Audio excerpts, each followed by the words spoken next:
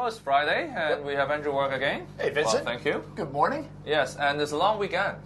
Yeah, I know. Monday is the Chongyang Festival. All right, ready to go up into the hills and light some fires? Oh, yeah. You want to pronounce that again? Say Chongyang Festival. Chongyang. Not Yong. Chongyang Festival. Chongyang. Yeah, it's Festival. not Zhongyang. Zhongyang is different. Zhongyang is Okay. central government. Oh, okay. Yeah, we don't want to mix that it's up. not Zhongyang. They have plenty of festivals for themselves. Chongyang. Chongyang. So difficult. I mean, Yeah, sometimes that one's very subtle. Yeah. Chongyang. All right. So we exchange word. All right? Okay. And you know what does it call Chongyang, right? Because it's the 9th day of the 9th month. Ah, okay. In the lunar calendar. In the lunar calendar. Yeah, and 9 is the top number. So Gotcha. you have the top month and the top number. Ah, so yesterday was You double have to 10 go day. to the top. Then. Got to go to the top. Yep. So yesterday was double 10 day for the Taiwanese, and Yep. then today It's is the double 9 day. day in the Got lunar it. calendar. Got it. Yeah. Okay. And that's why in the Legislative Council, KK Kwok, and then Tong Li Jie, Yeah. they are making more noise than ever. Oh, so yeah. you have TT and you have KK. Okay. And you have double 10, double 9, double T, yeah. double K. Yep, they're making all the. Yeah, okay, well All that's right. good. Well, I feel a little left out because I don't have any ancestors buried in Hong Kong, Yeah. and I guess maybe I'll be the first of the Wei dynasty. All right. Earlier in the week, you revealed my Chinese name, so. But I have two daughters, so it's going to be a very short-lived dynasty, one generation. But take what you can get, right? Oh, it is all right. Yeah. It's all right. Okay. Friday. So, what's going on? Okay, council's back. Everybody knows from watching the show every day that we're very excited about that. Dennis Kwok is raising an interesting point today. He is asking. Recently, there's been a whole slew. The Legislative Council are representing the legal sector. Legal sector. Yeah, Civic Party guy, possibly the youngest-looking guy in LegCo. He looks very youthful. Yeah, all right. I don't know exactly how old he is, but I think he looks very youthful. And then you have Hacken Chen. Oh yeah, true. Okay. He's got some competition. Yeah. And we'll only comment on the gentlemen because if we comment on the ladies, Oh, they all look young. Oh yeah, of course. Yeah, I mean we're just so fortunate. in Hong Kong. Yes. Got to make sure they don't come and burn the All right, truck all right, down. go ahead, So go yeah, before we get in trouble.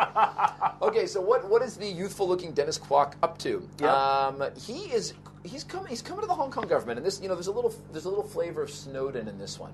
Snowden. Well, a flavor of the Snowden incident, because what he's Right. saying is the United Nations has a whole series of sanctions against a whole pile of countries like Syria and Iran and Sudan is on the list, and.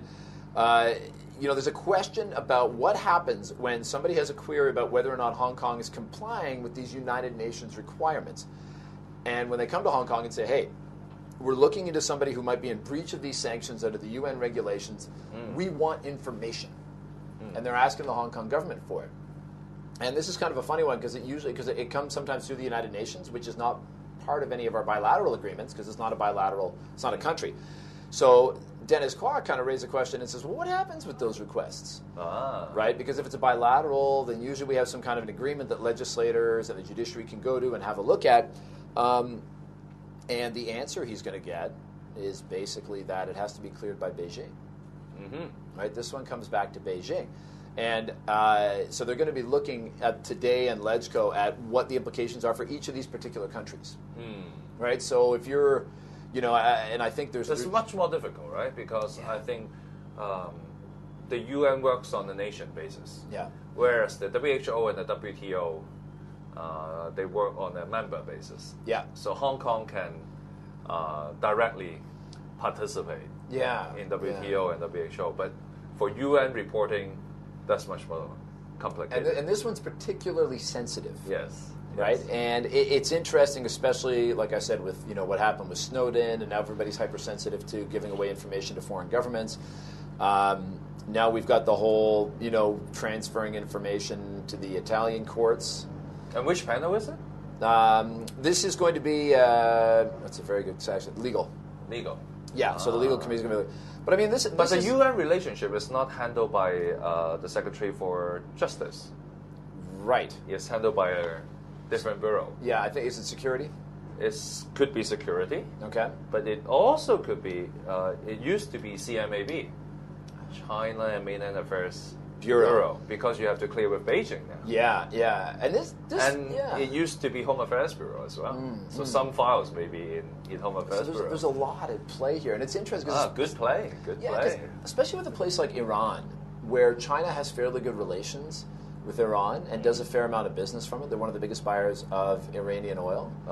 And so this is one where it could be very sensitive, and I think it goes to the heart of one country, two systems, and I think people are going to want to. All right, Kira for today. Keep an eye on that. Bilateral. Yeah. Bilateral. All right. Okay. I'll see you on Tuesday. Have a happy holiday, everybody. Yeah.